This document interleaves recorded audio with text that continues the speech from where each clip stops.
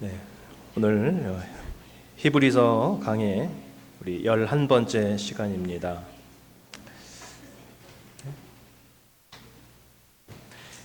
자, 오늘 초보적 신앙에서 벗어나자라고 하는 이런 제목인데요.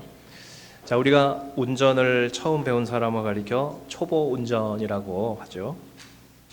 자, 그래서 다른 사람들의 양보나 주의를 요청하는 이런 사인을 붙이고 다니는 것도 많이 보게 됩니다.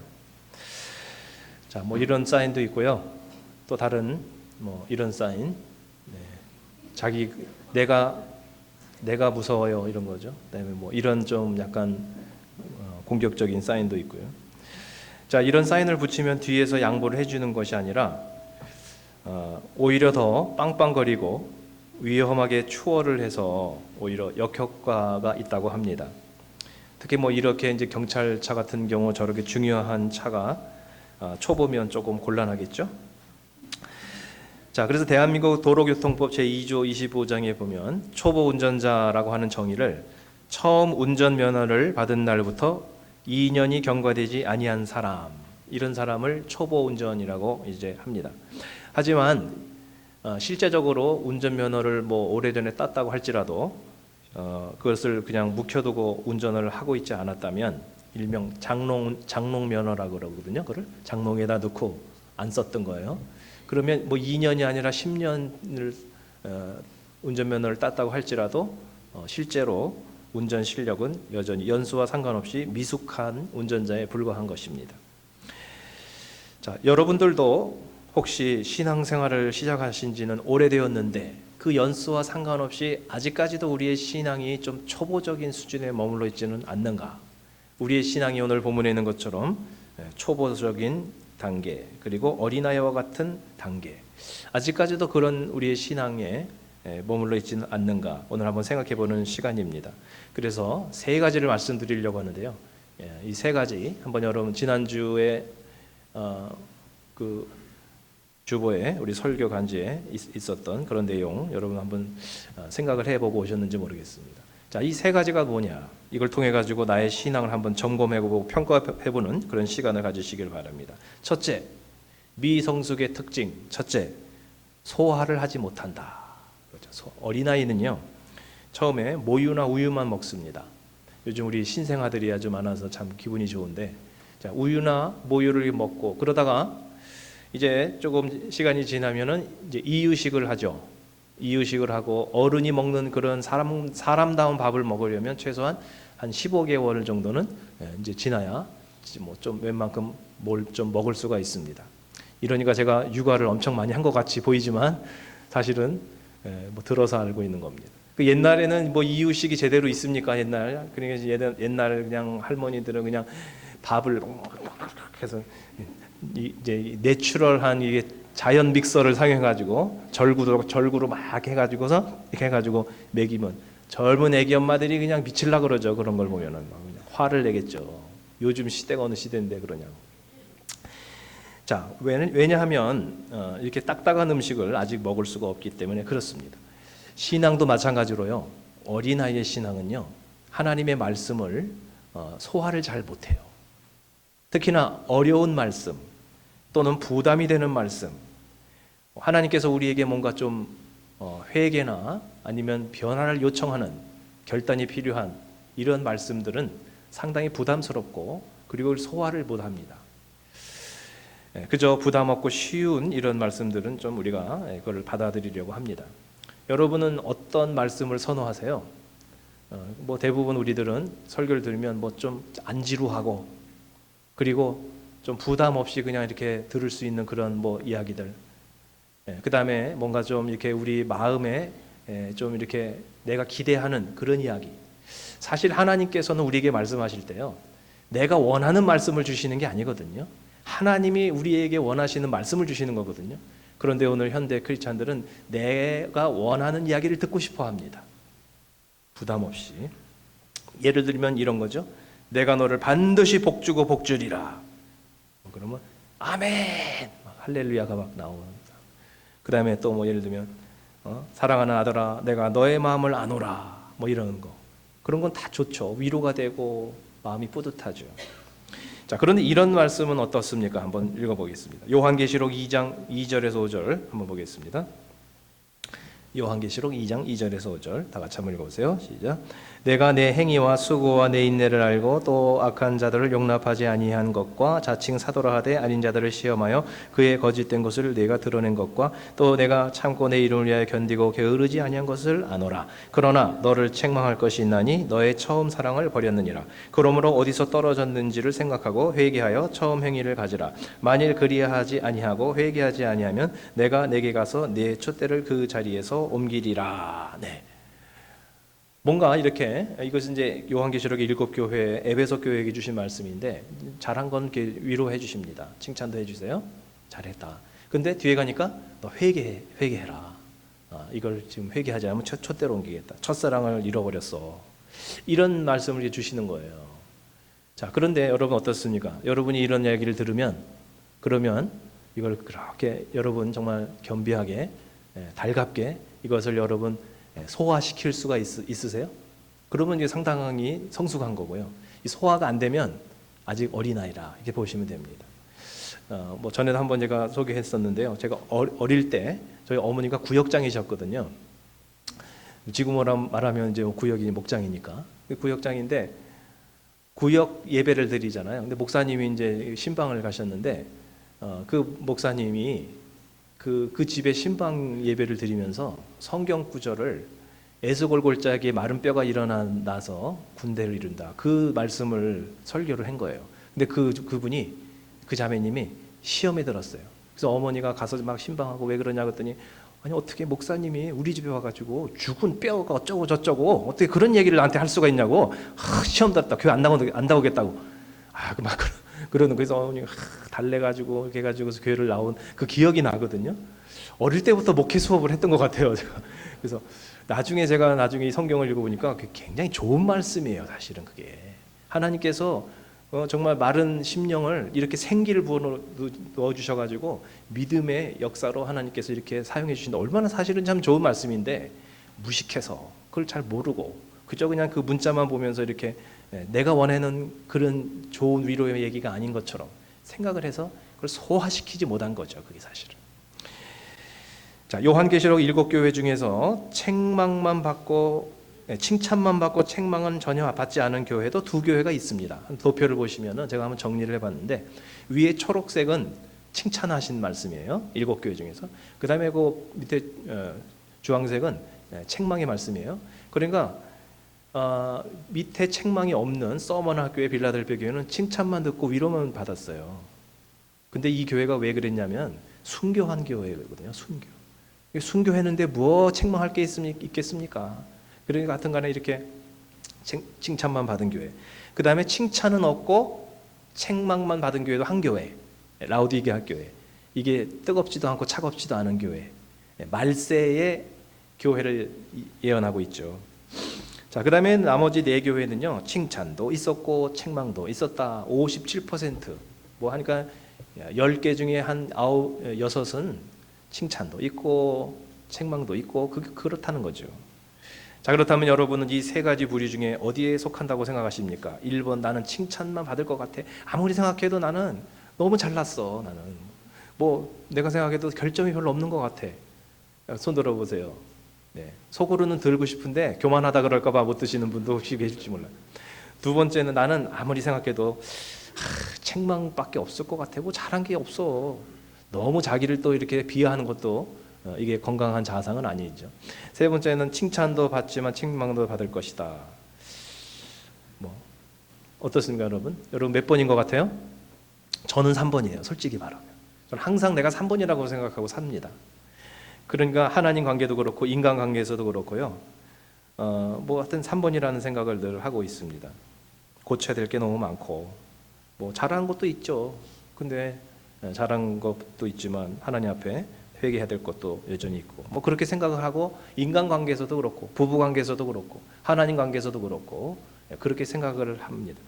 의외로 많은 크리스찬들이 하나님께서 나를 책망하신다라고 하는 것을 참 받아들이기 힘들어 하더라고요. 내가 뭔가 하나님 앞에 회개할 게 있다, 고쳐야 될 게 있다, 시정해야 될 게 있다, 이걸 인정하는 게 생각보다 굉장히 어려운 것 같아요. 왜 그럴까 생각해 봤더니 하나님께 야단 맞고 하나님이 나한테 내가 원하는 말이 아닌 정말 이렇게 책망을 한다, 이것은 하나님의 사랑에서 내가 제외된 것이라고 하는 그런 착각을 합니다. 우리 율법적인 고정관념 속에서 그런 두려움이 있어요. 하나님께 야단 맞으면 내가 회개한다는 것은 그건 뭔가 내가 크게 잘못된 것이 아닌가, 이런 생각 때문에 그렇습니다. 그런데 여러분 이걸 아십니까?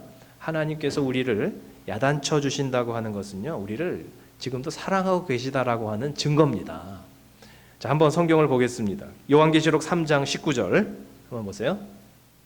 자, 다같이 시작. 무릇 내가 사랑하는 자를 책망하여 징계하노니 그러므로 내가 열심을 내라 회개하라. 네.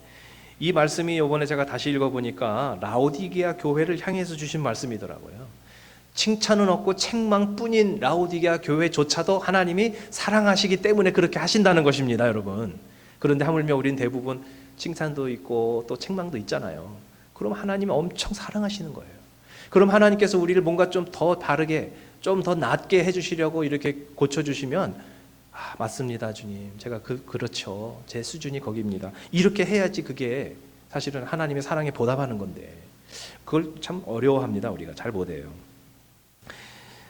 저는 개인적으로 제가 항상 3번이라고 생각을 하기 때문에 그것이 좀 유익한 면이 있다면 이것입니다. 누가 나의 약점을 지적할 때 솔직히 좀 기분은 나빠요. 뭐 자기 잘못을 얘기할 때 기분 좋은 사람은 아무도 없습니다. 기분은 조금 나쁜데 속으로는 이렇게 생각을 해요. 그래도 그래 뭐 아주 틀린 말씀은 아니니까 수용해야지, 뭐 이렇게 하는 편입니다. 물론 아는데도 잘 안 고쳐지는 게 너무 많습니다. 그래도 최소한 인정은 해요. 아, 내가 좀 그런 약점이 있어요. 아셨네? 좀 도와주세요. 기도해 주세요. 이제 그런 자세를 갖고 있고요. 또 반대로 누가 나를 상당히 무시하거나 과소평가해서 조금 평가절하를 당하는 수가 있습니다. 사실은 이 정도인데 그보다 더 점수를 깎아서 이렇게 좀 당할 때가 있습니다. 그럴 때 좌절하거나 상처를 별로 받지 않습니다. 왜냐하면 나에게 약점이 있는 것은 사실이지만 동시에 하나님 보시기에 좋은 장점을 분명히 내가 가지고 있기 때문에 종합 평가를 좀 하는 편이에요. 그래서 뭐 국어를 잘하면 수학을 못하고, 뭐 그래서 국어 수학 다 잘하는데 영어가 점수가 안 되면 평균 점수가 있잖아요. 평균. 자, 그래서 이 평균 점수, 종합 점수를 가지고 나 자신을 좀 그냥 보려고 하고요. 그래서 잘한다고 별로 교만할 필요는 없는 것 같아요. 딴 거 잘 못하거든요. 못한다고 너무 자책할 필요는 없는 것 같아요. 딴 거 잘하거든요. 그래서 종합 점수를 좀 높이려고 애를 쓰는 편이고, 어느 한 가지 과목 때문에 너무 이렇게 극단적인 생각을 하지 않으려고 하는 그런 편입니다. 물론 이야기는 쉬워요. 근데 또 실제로 우리가 이렇게 한다는 것이 어려운 분도 물론 있습니다. 요번에 그 컨퍼런스를 가서 이제 삶 공부를 새로운 걸 하나 배웠는데 너무 좋더라고요. 하나님을 경험하는 삶, 필수 과목 5과목 중에 한 과목인데 내년 봄학기에 이제 1기를 개강하려고 합니다. 그 내용을 간단히 소개를 드리자면요. 너무 많이 풀면 또 내년에 재미가 없으니까. 근데 내용이 너무 좋아요. 이제 1기 꼭 한번 이제 해보시기 바랍니다. 그 내용이 뭐냐면 하나님을 정말 경험하고 하나님을 정말 깊이 만나는 방법이 뭐냐라고 하는 것을 이렇게 거기서 책에서 다루고 있는데요. 기도를 많이 한다든지 무슨 뭐 예언이나 성령의 은사가 뭐 엄청나다든지 하나님의 어떤 사역을 우리가 헌신하고 있다든지 아니면 하나님이 시키는 일에 대해서 내가 순종의 자리에 있다든지 그러다고 해서 진정으로 깊은 하나님을 경험하는 것은 아니라는 것이에요. 저는 목회를 하면서 내가 목회자가 되어졌기 때문에 당연히 자동으로 하나님과 가깝다고 생각했는데 그게 아니더라고요. 목회를 하고 있지만 사역을 하고 있지만 하나님과 관계는 별개의 문제인 거예요. 보니까. 그래서 그러면 거기서 뭐라고 말씀하냐면 결국은 하나님과 나와의 사랑의 관계가 동기가 돼야 된다는 거죠. 뭘 하든지 하나님과 나와의 사랑이 시작이고 그리고 하나님의 초청과 말씀을 듣고 나서 가장 하이라이트가 그거예요. 자기를 조정해야 된다는 거죠. 나를 하나님께 어드저스트 해야 된다는 거죠. 하나님이 내 뜻대로 움직여주는 것이 은혜가 아니고 내가 하나님께 맞춰나가고 변화되고 회개하고 교정하고 끊임없이 하나님의 그 말씀을 듣고 거기에 내가 깎여지는 과정을 통해서 순종할 때 거기에서 정말 깊은 하나님과의 만남과 경험이 이게 이루어진다는 거죠. 그 과정이 없으면 항상 똑같다는 거죠. 항상 그냥 하나님과는 더 이상 가까워질 수가 없다는 거죠. 네, 이걸 듣고 많이 회개를 했습니다. 아, 그렇구나. 가정교회 한다고 다가 아니고, 목회한다가 다가 아니고, 그저 내가 하나님 앞에 크게 불순종만 하지 않는다고 그게 다가 아니고, 정말 끊임없이 내가 하나님 앞에 변화되고 교정되지 않으면 난 하나님을 경험할 수 없구나. 그러면서 저부터 먼저 적용하고 회개하고 돌아왔습니다. 내년도 일기가 기대되지 않으십니까, 여러분? 네. 자, 두 번째 미성숙의 특징은 뭐냐면 관계에 서툴다라고 하는 것입니다. 고린도전서 3장 1절에서 3절을 한번 보시면요. 제가 한번 읽어드리겠습니다. 화면에는 아마 빠진 것 같은데요. 형제들아, 내가 신령한 자들을 대함과 같이 너희에게 말할 수 없어서 육신에 속한 자고 그리스도 안에서 어린 아이들을 대함과 같이 하노라. 내가 너희를 젖으로 먹이고 밥으로 아니하였노니 이는 너희가 감당하지 못하였음이거니와 지금도 못하리라. 너희는 아직도 육신에 속한 자로다. 너희 가운데 시기와 분쟁이 있으니 어찌 육신에 속하여 사람을 따라 행함이 아니리요. 네, 히브리서에서 어린아이의 신앙이라고 하는 것은 이제 그 소화 능력을 말씀했는데 고린도전서에서 3장에서 똑같은 말씀을 주면서 이것은 인간관계에 대한 말씀으로 이렇게 했습니다. 하나님의 말씀도 잘 소화해야 되고요. 뿐만 아니라 우리들에게 주어지는 환경도 잘 소화해야 되고요. 우리가 만나는 사람도 잘 소화해야 되고요. 별별 특이한 성격을 가지신 분들이 많잖아요. 우리 주위에. 목장에도 그런 분들이 많고 앞으로 우리가 만나야 할 분들도 다 그런 분들이거든요. 그런데 어떠한 상황이나 어떠한 사람도 그걸 소화시켜내는 거라는 거죠. 하나님 말씀뿐만이 아니라는 거죠. 그게 바로 성숙함이다. 그게 안 되면 우리는 아직 어린아이다. 이렇게 오늘 말씀을 하고 있습니다. 이번에 이제 여러 가지 많은 목회 간증을 가서 들었는데요. 그 중에 제가 존경하는 우리 어느 목사님, 가정교회를 거의 20년 전부터 접해서 이게 진짜 너무 좋다, 성경적이다, 확신을 갖고 가는 곳마다 이거를 시도를 하시고 접목을 했는데 4교회 기성교회에서 다 실패를 하셨어요. 안 됩니다. 이게 접목이 안 됐습니다. 직분자들이 반대를 해가지고 결국은 가정교회를 이제 접목하는데 이제 어려움을 겪었습니다. 작년에 그 4번째 교회에서도 역시 정말 오랫동안 잘 했는 것 같았는데 결국은 장로님 한 분이 결사 반대를 해서 목사님을 이렇게 직접적으로 공격을 했습니다. 목사님을 지지하는 사람도 꽤 있었지만 목사님 거기서 계속 싸우면 안 되겠다. 이거는 교회 덕이 안 되고 특히 가정교회 전파에 덕이 안 된다. 본인만 사임하고 깨끗하게 아무런 어떤 분규를 하지 않고 본인만 딱 사임하고 나오셨습니다.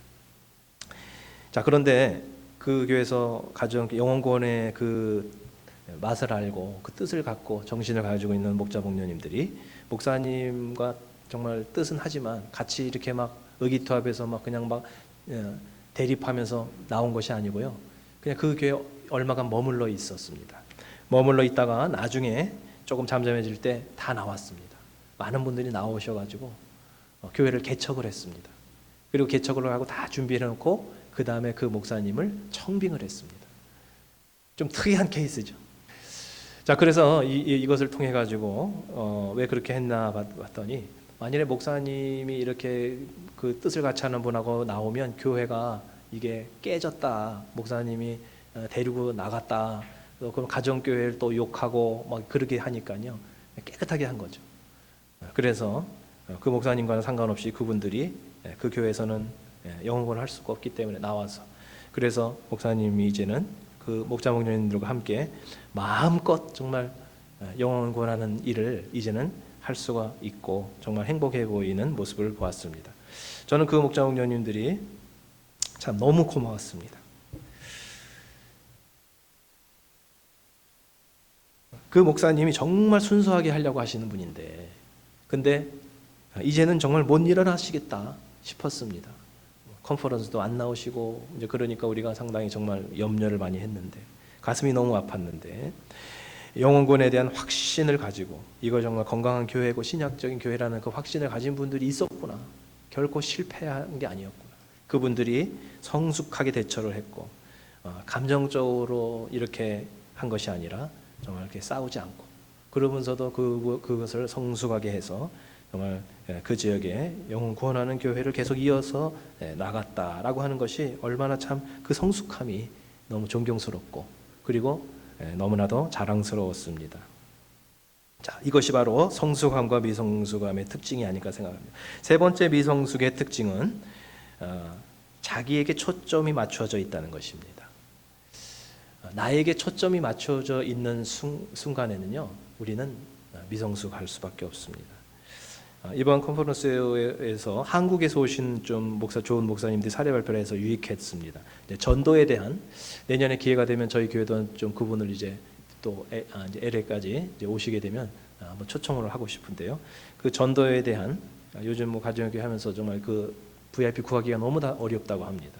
전도에 대한 이런 정말 우리들의 그 좋은 그런 유익한 강의를 해주셨고요. 또 한 분은 한국에서 굉장히 유명하신 분입니다. 뭐 전통적인 목회로 1000명 가까이 이렇게 교인들이 늘어서 교회 성장을 추구하시는 그런 교단의 그런 목사님이셨고, 자 그런데 그분이 이제 성경적인 건강교회를 발견하고 이제 이것을 전환을 결심을 하셨습니다. 그 과정에서 한 반이 막 정말 교회가 반토막 나는 그런 아픔도 있었지만 포기하지 않고 정말 이게 성경적이다라는 확신을 갖고 그 모든 손해를 감수하면서 위기를 감수하면서 그렇게 이제 계속 해 나가고 있습니다. 자, 여러 가지 많은 교세가 줄어드는 것도 물론 힘들었지만 가장 가슴 아팠던 간증을 하시는데요. 그것은 가장 믿었던 사람에게 배반당하는 그런 일, 그게 너무 아팠다는 거죠. 정말 젊을 때부터 같이 양육했고 함께 이렇게 여기까지 왔던 동고동락했던 정말 오른팔이라고 믿었던 그런 분이 장로님으로 세워졌는데 그분이 결국은 이거를 반대하고 그리고 혼자만 떠나신 것이 아니라 엄청나게 많은 사람에 영향을 미쳐가지고 그래가지고 이렇게 함께 나가는 그런 일이 있었는데 마지막 남긴 말이 그 목사님의 가슴에 비수를 꽂았다고 합니다. 뭐라고 말씀하셨냐면 나는 제자가 아니라 장로입니다. 그렇게 얘기를 하고 떠나셨다는 것입니다. 거기 하나에 다 모든 것이 다 포함되어 있는 것 같아요.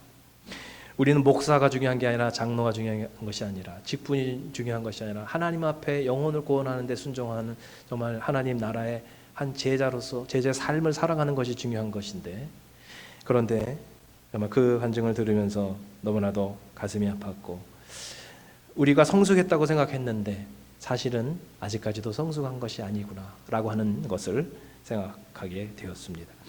신앙의 성숙도는 그래서 열매로 알 수가 있습니다. 자, 마태복음 7장 15절 16절을 다 같이 한번 보겠습니다. 자, 시작. 거짓 선자들을 삼가라. 양의 옷을 입고 너희에게 나오나 속에는 노략질하는 일이라. 그들의 열매로 그들을 알지니 가시나무에서 포도를 또는 엉겅퀴에서 무화과를 따겠느냐. 삶의 결과물이 바로 우리 내면의 상태를 보여주는 거죠. 그래서 우리의 뿌리가 그러하면 이파리도 열매도 또 그러한 것이다 라는 성경적 원리를 여기게 됩니다. 자, 그래서 우리들의 신앙을 우리가 스스로가 객관적으로 참 보기가 어려운데요. 우리 삶의 열매를 통해서 우리 자신을 우리 스스로 평가해 볼 수가 있습니다. 과연 나는 어떠한 하나님의 말씀도 소화해내고 있는가? 과연 나는 어떠한 상황도 어떤 사건도 어떠한 사람도 넉넉히 나는 원만하게 소화해내고 있는가? 그리고 나는 나에게 초점을 맞추고 있는가? 하나님 나라에 초점을 맞추고 있는가? 이걸 보면은요, 목사 아니라 목사 할아버지라도 미숙할 수 있고요. 가정교회를 통해서 우리가 많이 성숙했다고는 하지만 여전히 우리들은 미성숙한 부분들을 가지고 있다라고 인정하지 않을 수가 없습니다. 이번 컨퍼런스 마지막에 이제 가정교회 각 지역을 담당하고 있는 지역 목자 모임이 있었는데요. 뭐 가정교회를 비교적 오래 하시는 이런 분들이 계신데 힘든 목회 간증들을 들어보면서 참 같이 울고 같이 아파했습니다. 어떤 목사님은 작년에 목자 4가정의 교회를 떠나는 아픔을 나누었습니다. 예배당을 빌려서 쓰는 가운데 있는데 그 미국 교회 목사님도 교인이 그냥 확 이렇게 줄었다는 거죠. 뭐 한국 교회나 미국 교회나 똑같더라고요. 그래서 그 목사님이 그렇게 교인이 다 떠나가지고 좀 어려워하는데 어떻게 그걸 견디셨냐고 했더니 그 목사님이 하시는 말씀이 Lots of crying 이렇게 얘기를 하더랍니다. 울 수밖에 없었다. 그냥 우는 것밖에 없었다. 그 이야기를 듣고 같이 목사님 사모님도 같이 울며 위로를 받았다고 합니다. 동부의 어느 목사님은 한때 목장이 20여 개가 넘고 교인도 200명이 넘어서 가정교회가 막 엄청나게 잘 됐다, 막 그런 기쁨을 누렸는데, 그냥 몇 년 전부터 갑자기 그냥 뭐 타주로 이사 가고 막 빠져나가기 시작하는데 그냥 뭐 걷잡을 수 없이 막 빠져나가더라는 거죠. 그래서 지금은 교세가 너무너무 줄어서 아픔을 경험했다고 합니다. 여러분 뭐 목장 해보실 때 목장님도 조금 아시겠지만요, 한 가정이 떠나면요 정말 피가 마르는 거거든요. 안타까워서. 근데 그렇게 많은 분들이 빠져나갈 때 잠이 오질 않는데요. 밤에 잠이 안 오더래요. 그래가지고 할 수 없이 깨서 성경 읽고 기도하고 금식하고 인터넷도 다 끊고 그냥 하나님 앞에 그냥 깊이 들어갔다는 거죠. 그러다가 그 목사님이요 정말 깊은 은혜를 받으셨어요. 그래가지고 그냥 성경을 읽는데 창세기부터 계시록까지 그냥 관통이 되더래요. 막 그냥 정말 그런 또 깊은 영성으로 들어가면서 이렇게 흔들림 없이 가시는 그런 모습을 봅니다. 이런 간증을 들으면서요 참 제가 부끄러웠습니다. 나는 그런 분들의 고난에 비하면 정말 아무것도 아닌데 좀 배부른 고민을 하고 있었구나. 아직까지도 나 자신이 성공과 형통이라는 데 안주하고 나에게 초점을 맞추고 있는 내 모습을 보면서 부끄러웠습니다. 내가 정말 그분들 같은 그런 예상치 못한 어려움을 겪을 때 저렇게 흔들림 없이 갈 수 있었을까 생각하면서 하나님 앞에 더 정신을 차리고 그런 어려움을 통해서 오히려 기도와 말씀에 더 깊이 들어가야 되겠구나 라고 하는 그런 결심을 하고 돌아왔습니다. 자, 여러분의 신앙은 지금 어느 단계에 계십니까? 감정이 요동치는 사건과 상황 속에서도 흔들림 없이 하나님께 집중할 수 있다면 그것이 바로 성숙이고, 그럴수록 오히려 기도와 말씀 속으로 들어가는 것이야말로 바로 믿음의 실력이라는 것을 저는 깨닫고 돌아오는 그런 시간이었습니다. 오늘 히브리서 말씀과 아주 일맥상통하는 그런 목회 간증들이었기 때문에 여러분과 오늘 같이 나누고요. 이 시간 우리 함께 기도드릴 때 하나님, 저의 신앙의 그 현주소는 어디입니까? 하나님, 우리가 원하는 일만 생기는 것이 아니라 정말 어떤 상황도 어떤 사건도 사람도 그리고 하나님께서 우리를 책망하시는 말씀을 주신다 할지라도 그것을 내가 과연 달게 받을 수 있을지 모르겠습니다. 하나님, 저희가 그런 믿음이 되게 하여 주시옵소서. 하나님, 나에게 무엇을 행하시든 그것을 그대로 소화할 수 있게 주여 도와주시옵소서. 나에게 초점을 맞추지 않게 하소서. 나의 생각, 나의 입장, 나의 감정보다 하나님 나라를 먼저 생각하게 하여 주시옵소서. 우리 한번 다 같이 통성으로 이 시간에 기도드립니다.